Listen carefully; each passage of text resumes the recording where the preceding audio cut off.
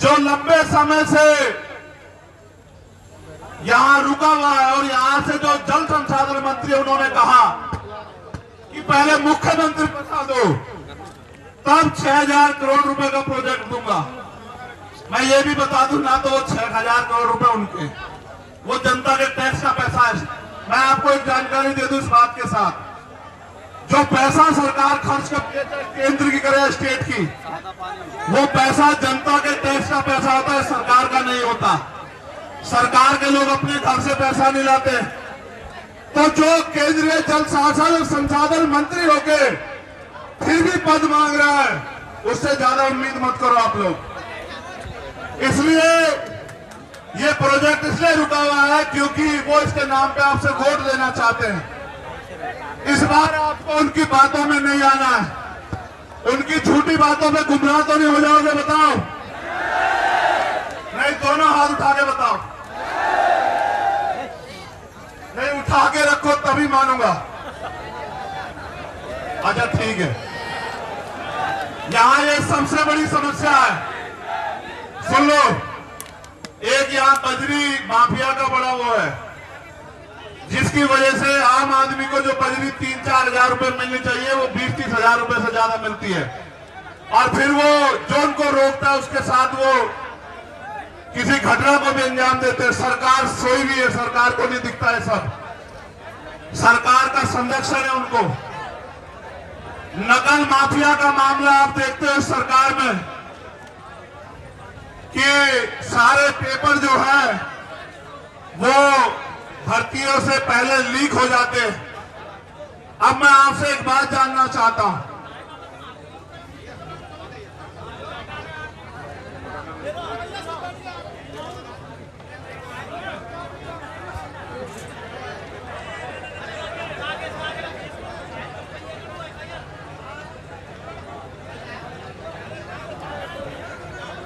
आप यहां क्यों आए? मैं आपसे जानना चाहता हूं। हल्ला मत बचाओ इधर राइट वाले, बहुत नजदीक खड़े हो, वहां देखो लोग 200-200 मीटर चैन से खड़े हुए। और मैं तुमसे कूलर के आगे हटने से नहीं कह रहा, मुझे हवा की जरूरत नहीं, मगर चैन से खड़े हो जाओ।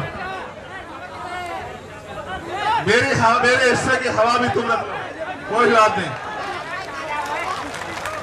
मैं आपसे पूछ रहा हूं, आप यहां क्यों आए?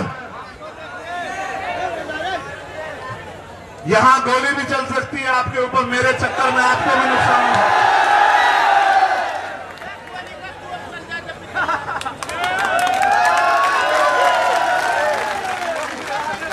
मैं अपनी बहनों माओ से पूछना चाहता हूं, मैंने तो कभी आपके लिए 1 रुपए का काम भी नहीं किया, क्यों आई हो?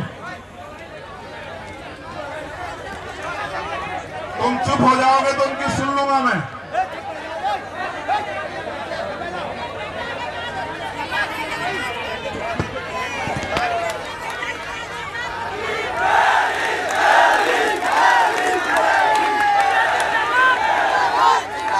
चुप हो जाओ। एक सवाल और है, ये गरीब, आपका ये गरीब खून जो है ना, ये खटक बहुत रहा लोगों की आंखों में। क्या ये आपका आशीर्वाद आगे भी मुझे मिलेगा? ऐसा तो नहीं जब अमीर आ जाएंगे तो अपने गरीब बेटों को भूल जाओगी, अपने इस भाई को भूल जाओगी?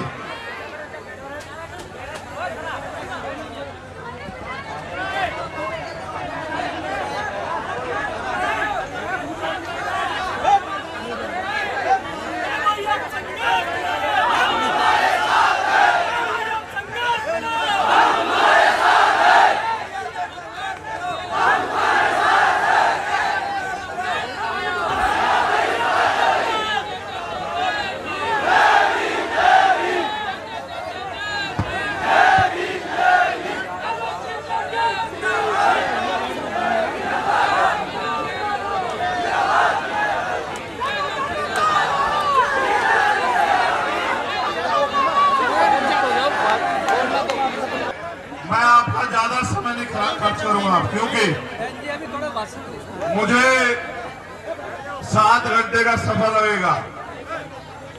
मैं हमसे जाऊंगा तब 1 बजे पहुंचूंगा घर। लेकिन सच ये है, देखो मैं सच में नया हूं राजनीति में, मैं बिल्कुल सच में नया हूं। मैं ये नहीं कहता मैं बहुत बड़ा हूं, बहुत बड़े बड़े नेता, मैं तो छोटा सा एक आप जैसा हूं जैसे आप। लेकिन मैं आपको ये वादा कर सकता हूं, क्योंकि आदमी के लिए जान से बढ़ के कुछ नहीं होता। मुझे यहां से एमपी एमएलए का चुनाव नहीं लड़ना है, लेकिन मैं ये चाहता हूं कि यहां भी अन्याय खत्म हो, यहां भी आप लोग ताकतवर हो। मैं यूपी में नहीं गया सभा करने इस घटना के बाद में यहां आपके पास आया ये कहने कि यहां आपके पास पहले मौका आएगा अपने लोगों की रक्षा सुरक्षा करने का। यहां आपके पास पहले अवसर है इन गुलामी की बेड़ियों को और उन सामंतशाही ताकतों को सबक सिखाने का कि अब हम जुल्म नहीं सहेंगे, अब हम किसी भी कीमत पे किसी भी अन्याय अत्याचार को बर्दाश्त नहीं करेंगे, चाहे वो चंद्रशेखर आजाद के साथ हो या गांव में रहने वाले आम किसी किसान, कामगार, नौजवान, महिला, मजदूर किसी के भी साथ हो, इस अन्याय को नहीं सहेंगे। ये सबसे बड़ा मौका आपके पास आने वाला है और मैं ये आपसे आग्रह करूंगा, ये राजधानी है हमारी, मैं इस बात को जानता हूं, ये आग्रह से लगी हुई ये राजधानी है हमारी। मैं आपसे अपील करूंगा, आपने मिट्टी के पुतलों को ताकतवर बनाया। मैंने आपसे पहले कहा कि सबके लिए अपनी जान कीमती होती है, लोग रोटी और जान के लिए जीते हैं। मैं अगर जीता हूं, अगर मुझे ये दूसरा जन्म मिला है, तो मैंने पहला जन्म भी आपके नाम सब कुर्बान कर दिया था और मेरा ये जन्म भी आपके नाम कुर्बान रहेगा। आप इस बात को जान लें। ना मैं आपके स्वाभिमान सम्मान, आपके हक अधिकारों से पहले समझौता करता आया और ना आप करूंगा। मेरी जान जा सकती है, लेकिन मैं कभी आपके अधिकारों के को झुकने नहीं दूंगा, ये वादा करने के लिए भरत पड़ा।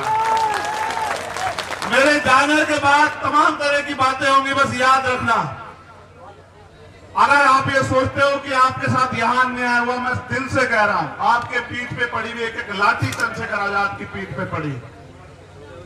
जब कोई जालिम, देखो मुझसे लड़ाई क्या है मैं बता देता हूं, अब से पहले नहीं होता था कि कोई ताकतवर किसी की बच्ची को नोच ले, किसी का अपमान करे, किसी को गलत निगाह से देखे, किसी को घोड़ी पे ना बैठने दे, किसी की मूछें रखने पे हत्या कर दे, किसी की मटकी छूने पे हत्या कर दे। अब से पहले नहीं होता था, लेकिन अब होता है कि अगर ऐसा कोई करता है तो वो मिनट से पहले जेल जाता है, उसका बाप भी उसको बचा नहीं पाता। होता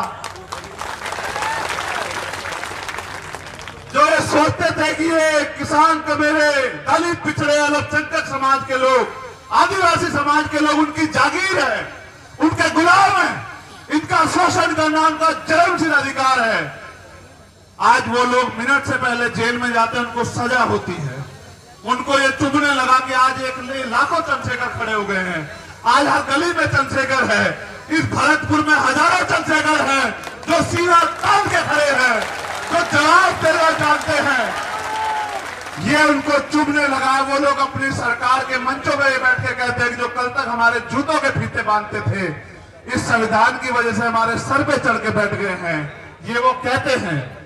मेरी लड़ाई ये है कि संविधान ने जो अधिकार आपको दिए वो सुरक्षित रहे और वो लागू हो और नए अवसर पैदा हो और भारतीय संविधान सुरक्षित रहे और बाबा साहब अम्बेडकर, सर छोटूराम और चौधरी चरण सिंह, चौधरी कुंभाराम आर्य, कोतवाल धन सिंह गुर्जर, जननायक बिरसा मुंडा और मान्यवर काशीराम साहब के अधूरे सपने पूरे हो। यही मेरा सपना है, इसलिए मैं राजस्थान में हूं और मैं जानता हूं नहीं मुझे बोलने दो। मैं जानता हूं ये तभी पूरा होगा जब आपके हाथ मेरे कंधे पे होंगे और फिर ऐसा शासन आएगा जैसे राजा सूरजमल जी का शासन था, जहां सेना भी हमारी, जहां कोष भी हम पे और जहां राज भी हमारा अशोक जैसा राज वो तभी आएगा जब आप एक हो जाओगे। बहुत बहुत धन्यवाद। आपके प्यार, आपके आशीर्वाद की अभिलाषा रखता हूं और ये उम्मीद करता हूं कि अब की बार आप मेरे हाथों को मजबूत करोगे और मेरे पीठ का जख्म बढ़ जाएगा, लेकिन मेरे दिल के जख्म को कम करने का काम करोगे, ऐसा मुझे विश्वास है। 20 अगस्त को जयपुर में हमारा महासम्मेलन है। मेरी निगाह रहेगी भरतपुर के क्षेत्र के लोगों पे कि वो मेरे सम्मान की रक्षा करने के लिए जयपुर जरूर आएंगे। मैं भी आपसे वादा करता हूं, समय का कोई पता नहीं। मेरी लड़ाई किसी जाति धर्म से नहीं है। मैं मानता हूं हर जाति धर्म में अच्छे बुरे लोग हो सकते हैं, उनकी अपनी समस्या हो सकती है, लेकिन अगर सब ठीक रहा और मेरे अंदर जान रही, मैं आपका स्वागत करने के लिए जयपुर 20 अगस्त को जरूर आऊंगा। क्या हुआ? हमारे किसी और को वोट देने और हमारे कोई सुन के बताएगा फिर क्या है। जो लीडर्स लोग हैं, अध्यक्ष जी, राजन जी जी सर जी, हम कल जाके आए थे तो इनकी माई माई मुझे आपने कल इनको बताया होगा, ये लोग गए थे। 2 साल से बजट बोल रहे। आप 2 साल से बोल रहे हैं, मुझे आप मांगे हुए 10 दिन दे दो भाई, इनकी समस्या सोल्व करा के मुझे बता दो। जब तक सोल्व ना हो तब तक मत बताना, जब सोल्व करा दो। बिल्कुल सर। ये माई कह दे कि मैं संतुष्ट हूँ, चाहे तुम्हें कोई कीमत चुकानी पड़े, धरना हो, कुछ हो, चाहे लाठियां खानी पड़े। मैं एक आग्रह करूंगा, वो हिंसा के रास्ते में इसलिए ले जाना चाहते क्योंकि हम ताकतवर हो रहे हैं और उनको पता है कल हम उनसे कुर्सियां छीन लेंगे। हमें हिंसा के रास्ते में नहीं जाना मेरे लोगों, ये बात याद रखना आप लोग। मैं हाथ जोड़ के अपील कर रहा हूं आपसे, ये मेरी बात करके मान रख लेना। अगर मैं आपकी ताकत को जानता हूं, आपने गलत रास्ता इख्तियार किया, सब खराब हो जाएगा। आप वोट की शक्ति पर भरोसा रखना, आप जीत जाओगे। मैं सत्ता कहता हूं, आप जीत जाओगे अगर आपने वोट की शक्ति पर भरोसा रखा। याद रखना मेरी बात को। एक और घटना कल स्वामी माधोपुर में हुई, जहां हमारे डॉक्टर्स लोगों पे गाड़ी चढ़ा दी गई और ये हमारे मुकेश बैरवा जी के भतीजे भी हैं, परिवार के लोग। मैं ये मानता हूं कि जो लड़ेगा उसको न्याय सहना पड़ेगा, उसके परिवार को भी, लेकिन मैं ये भी मानता हूं कि हम लोग रुकेंगे नहीं किसी भी कीमत पर। बहुत बहुत धन्यवाद। आप सब लोग यहाँ आए, आपने मेरा मान रखा, आपने इतना प्यार दिया। जय भीम, जय भारत।